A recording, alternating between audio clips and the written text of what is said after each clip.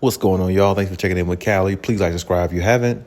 So here comes the return of Paul George. Paul George returns back to LA in a different uniform, in a Philadelphia uniform. And Philly right now, I believe, is 1-5, and the Clippers are 2-4 or 3-4, I believe. So the Clippers are actually in a better position. They're actually playing better than the new team that Paul George has acquired or been on, simply because, Joel Embiid has been not there, and as long as Paul George has not been there. So here we go again with the health issue in Philly. Same thing that was in LA with the Clippers.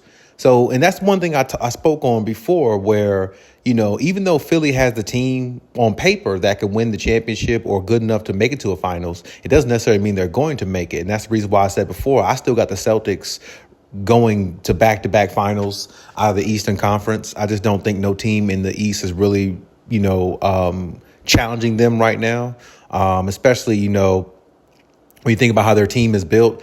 They're built to beat every team in the Eastern Conference. There are a couple of teams in the Western Conference that I think that could, give them a run because of the matchups. Personally, I think if the Clippers were healthy, they would give, if hypothetically the Clippers made the finals, they would give the Celtics a run because the matchup would be very, very difficult for them because Kawhi can take away one of those weapons that they have. And, of course, you still got other players on the team, but, the Clippers have players who play hard on their team, too, other players as well. So, I mean, it can, the matchup, it would be a favorable matchup. It would be an even matchup if both teams actually played, if that actually happened, which would be a great NBA Finals, by the way. But as far as tonight's game, it doesn't have much indication to it. I'll say that. It's just a regular season game, I would say. But I mean, of course, I'm pretty sure Paul George will want to come back and get a victory back in his hometown, LA. And I'm pretty sure LA would love to stick it to Paul George and, give him another loss along with the Philadelphia 76ers, who will be without Joel Embiid, of course. And the services of Paul George, I don't think is really good enough for them to get anywhere. I mean, they can win a few games here and there, but him and Maxey, are they good enough to beat the Clippers? Of course they are, because the Clippers are shorthanded and, they have a lot of talent on their team too. But at the same time, I personally think that this is a trap game for Philadelphia, even though Philadelphia is like 1-5 and like a lot of people might have Philadelphia winning this game because they got more firepower maybe than some think the Clippers have. But I think the Clippers defense ultimately is going to subside this game and it's going to be the best formula for the Clippers going into this game, not trying to outscore Philadelphia, running back and forth in the track meet, just lock down on defense, pay attention, don't lose your assignments. Need Zubac to continue doing what he was doing, need James Harden to continue to get 10 plus assists if possible with less turnovers. Not really worried about the offense too much because of their defense is intact. I mean, one thing, if you notice with the Clippers, they get turnovers. Those guys, I mean, we saw them come down from 26 points the other night against the Spurs to get their first win at home. Hopefully the Clippers can get their second win at home. And the fact that they had so much fight in them, being down 26 points, coming back, playing hella defense. I mean, they had like at least several fast breaks that other game where they got some easy baskets. And that's the key to a lot of games. You got to get easy baskets. And I think the Clippers can get some easier baskets than what Philadelphia can get, simply because the Clippers are so active on defense because of all the perimeter defenders that they have and all the defensive prowess that they have on their team, even without Kawhi Leonard, which makes it kind of scary how good this team could be or even be better defensively if they get Kawhi Leonard. That's crazy because they're actually good defensively right now.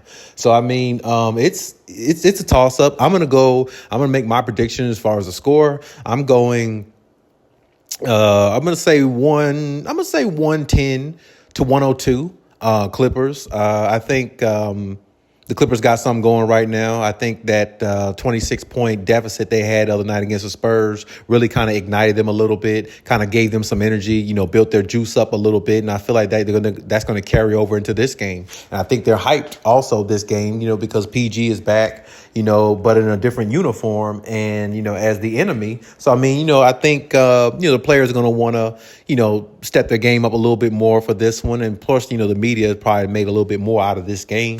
even though Joel Embiid is not playing, but Kawhi Leonard's not playing either. So, I mean, that kind of makes it, even sort of, kind of. But I like the Clippers in this one. I like the Clippers defense. I think the Clippers are playing every single game with no pressure.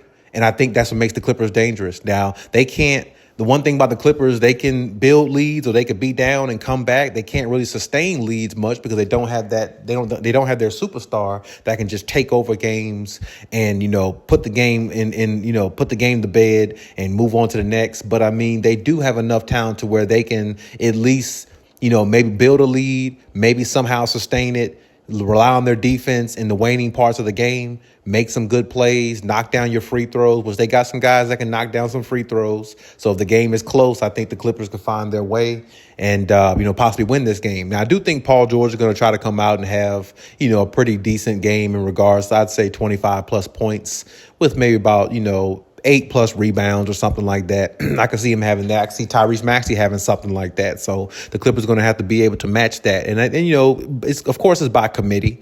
They can get, Derrick Jones Jr. and, of course, Norman Powell, the way he's been playing. I don't know. He actually might outscore everybody, to be honest with you.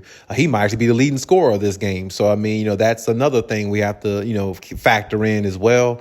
And, it's definitely a good game. Definitely going to be intriguing. Even though everybody's not healthy on both teams, it's still going to be an intriguing game. I'm definitely tuned in to watch, and definitely want to see what adjustments the Clippers make. Because of course, I don't think they want to get down by 26 plus points again. Like they did the other night against the Spurs. But they can just maintain their energy.